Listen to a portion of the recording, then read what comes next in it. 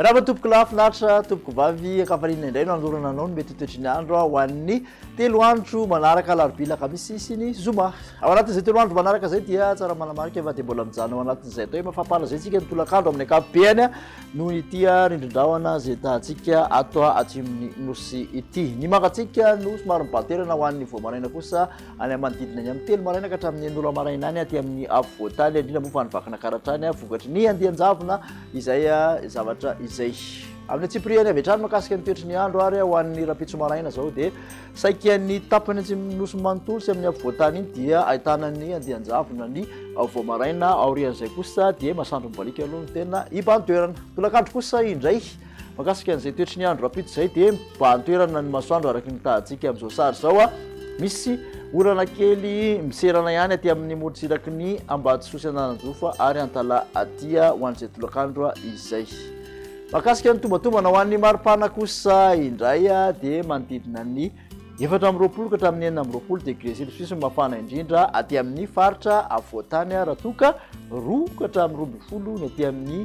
maripana ambany indrindra. Ho an'ny morotsiraka Antsinanana kosa dia 720 ka hatramin'ny 420 degré celsius ny maripana ambony indrindra ary 420 ka hatramin'ny 230 morotsiraka andrefan'ny nosy 430 mafana indrindra manderana nosy any Antsovilo no ahitana izay. Toy ny toetry ny andro indray ary ho an'ny alakamisy kosa indray dia mbola mitoetra hatrany ny andian-javona voamaraina amin'ny ankapobeny any afovoantany misy orana miserana hatrany ny tolakandro sy ny voamaraina aty amin'ny manodidina morotsiraky ny Analanjorofo sy Ambatsoa ary aty Antala atia misy tandrifin-drahona ihany koa aty amin'ny morotsiraky ny faritra Atsimo Atsinanana sy Taolagnaro iny ho an'ny maraindra. Ankoatr'izay moa dia masoandro mibalika no mibantoerana.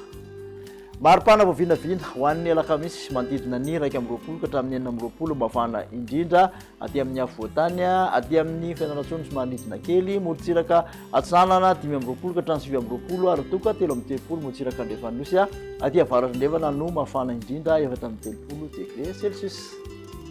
Ambaranantsika ny makasika ny toetry ny andro ary dia mbola maina trano manerana nosy amin'ny ankapobeny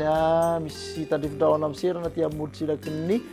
Taolagnaro aty sy ny tapany atsimon'ny faritra Atsimo Atsinanana misy orana malefaka ny morotsiraky ny Analanjorofo indrindra fa maro antsetra aty sy Antala aty ny ankoatr'izay kosa aloha dia masoandro mibalika no ibantoerana hatrany.